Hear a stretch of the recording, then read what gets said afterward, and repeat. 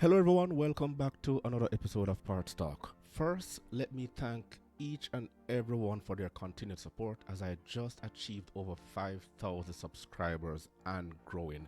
So, I really appreciate each and every one of you who have tuned in, who have hit that subscribe button and helping me grow this channel. I have another great reaction video for you here today. So this one is from a news piece from CNBC, and they did a great piece, but unfortunately they dropped the ball a little bit. But we're gonna get right into it, and I do look forward to your comments below. Auto technicians are badly needed and in very short supply. The service staffing situation, that one's really been very, very challenging. Data from industry analysts J.D. Power indicate customers are waiting at least an extra day, sometimes much more, to get their cars serviced. This is happening at a time when the average age of U.S. vehicles keeps hitting record highs. Buying another car is out of the question for many. Prices for new and used vehicles hover near record highs. The shortage also spells challenges for dealers. Kevin Massey owns a Ford dealership in Napa, California, and despite in-house training and competitive salaries, he has been struggling to find service workers. Service revenue has dropped because I don't have enough people to service the clients. We have the demand, but we don't have enough supply of service staff to be able to do it, whether it be technicians or service advisor. About half of a dealership's profits come from parts and service. Every dealership that I know of has similar challenges that we have. There's just not enough technicians. It is not just dealers. Research indicates independent aftermarket repair shops around the country face the same scarcity. So thank you CNBC for doing this story, but you're over a year or two too late. I have videos on my channel with actual mechanics, service writers, service managers and other automotive staff explaining what's happening in the industry. If you go to my channel right now, you'll see all these videos that I've put up over a year ago talking about the very same issue that CNBC decided to do this year. I won't be showing all of the video, however, the link will be in the description box below, so you can go right ahead and follow up on the story. Pandemic has exacerbated the problem, but the shortage of technicians has been long-term. Those in the business worry it is because of some kind of deep generational shift away from work in the trades. We've been on several calls with, whether it's manufacturers and dealers combined, and it isn't that there's a ready solution immediately on the horizon, right? Just because it's been ongoing for a while. The automotive industry is undergoing some of its biggest changes in history. For more than 100 years, the vast majority of cars have run on gasoline. Now, EVs are slowly but surely gaining ground. Servicing them requires a whole different set of skills. It also brings with it a lot of uncertainty for dealers and for technicians and would-be technicians plotting out careers. But there are also lots of opportunities. The cutting-edge cars of today are built ever more around computers and software. If you like working with your hands, you like working with computers, and you like to make things that are broken be fixed, this is the industry. Dealers, automakers, and others in the industry are trying to learn more about the shortage and how it can be solved. And the funniest thing about this video is that the so-called expert, they will try to be politically correct in everything without going to the actual individuals who this is affected tremendously, okay, which are the mechanics themselves. The very answers to CNBC's questions are right here in the comment box below in this actual video, and let me go through a few of them.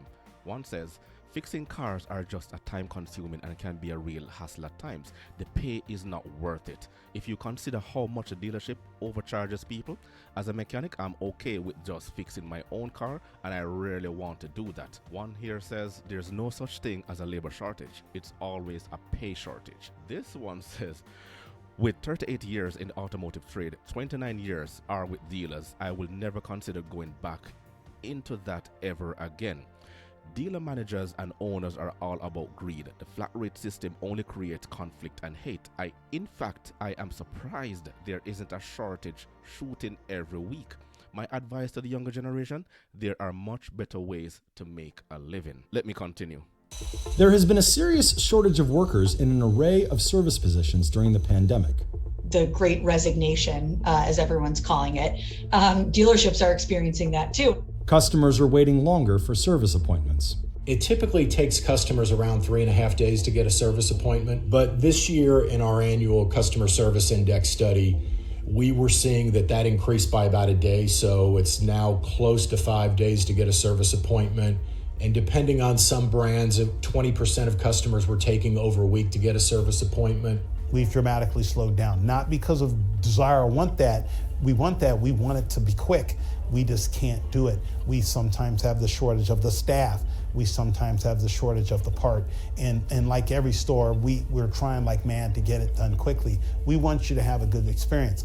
On top of the worker shortage, the supply chain turmoil continues. There's fewer loaner vehicles in stock, part shortages on top of that, but certainly personnel. So in my ebook, The Parts Manager Guide, I talk about the customer retention and customer satisfaction process in terms of how a dealership should operate. Firstly, we have after service, which is now called fixed operations in today's modern terminology, where vehicle sales is responsible for getting the customer. The customer will take that car now to parts and service to maintain and increase the customer retention, right? And then that customer being satisfied with the level of service that the dealer or garage operates will return years after to purchase a vehicle, and that cycle continues. Now, service and parts must have good mechanics for repairs, a reliability of part supply, and that will entail customer satisfaction.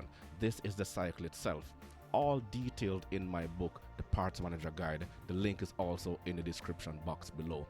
Let's continue. You say the car's making this noise, and they have to communicate to the technician, car's making this noise at this time, this is what it does, this is what it sounds like, this is what it feels like, and be able to communicate to the technician who's going to work on your car and give you back your vehicle repaired the first time, so that you don't have to come back, because that really creates dissatisfaction. That number's astronomical for dissatisfaction when you don't fix it right the first time. Massey also said he needs at least some staff who can speak and understand both Spanish and English. But long before COVID, there had been an ongoing technician shortage. The National Automobile Dealer Association estimates the industry is short about 37,000 trained techs each year. That technician shortage has been ongoing and is fairly pervasive. It is notoriously tough to recruit people into the job of technician. It is also tough for employers to retain them. Of course, the first thing that comes to mind for anyone thinking about this, and for the techs themselves when you ask them, is money. The overall compensation level is low given their skill, and there's not a large range in pay or as much growth there. The average pay for an auto mechanic in 2021 was $47,990. People in the bottom 10th percentile made $29,010, and people in the top 90th percentile earned $70,000.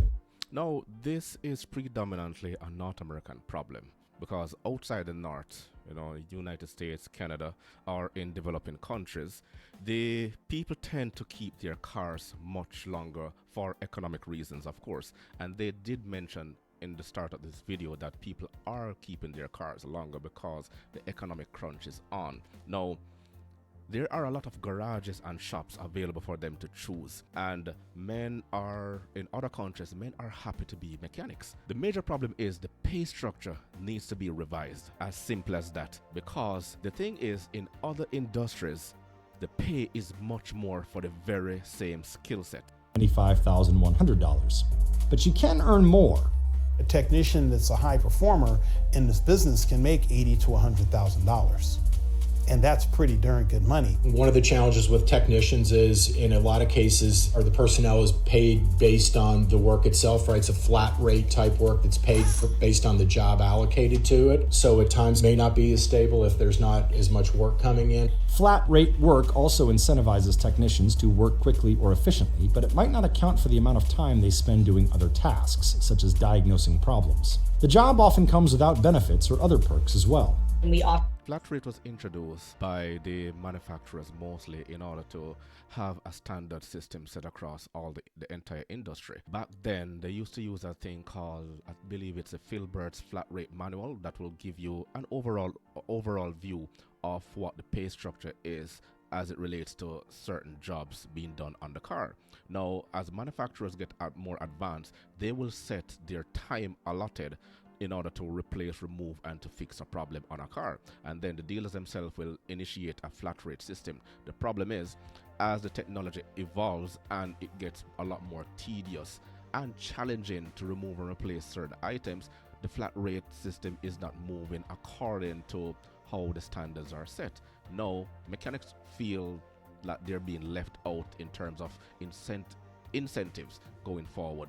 And that is also another challenge. They have to relook at how mechanics are paid. It doesn't make sense. The salesman is walking around in a suit, he's driving a fancy car. The mechanics who are doing the bulk of the work, the back-breaking end of it, in order to keep passengers safe on the roads. One simple mishap by a mechanic can cause major catastrophe on our roads and also result in the loss of lives. So that also has to be taken into consideration. Often find that techs, when we survey them, have very little common benefits that are offered. Even like individual health insurance, not all technicians are offered that. 401ks, even fewer are offered, especially someone who maybe is young and then has a family. If they're not getting what they need benefits wise at work after a few years, they're probably going to look elsewhere. But techs also don't seem to feel confident they can make a lifelong career out of their job. There's a real lack of career progression or understanding what the career path is. Our industry traditionally didn't have career path. We're trying to create a career path so it's more professional. The day-to-day job of a tech can be exhausting, and the culture of shops and dealerships can seem harsh. But believe it or not, being a tech is just a beginning, because if you go off into other industries, being a tech will take you far beyond the boundaries of maintaining the world's current infrastructure. It's as simple as that. I'm going to close off by saying engineers build, mechanics maintain what the world takes for granted. Again, the link for this video will be in the description box below. It's quite a lengthy one. I didn't want to make this video too long for you not to absorb exactly what the point we're making, but let's start the conversation below. Remember to grab a copy of my ebook, The Parts Manager Guide. Please smash that like button on your way out. It will only take you 1.5 seconds to do so. Thank you again. Until next time.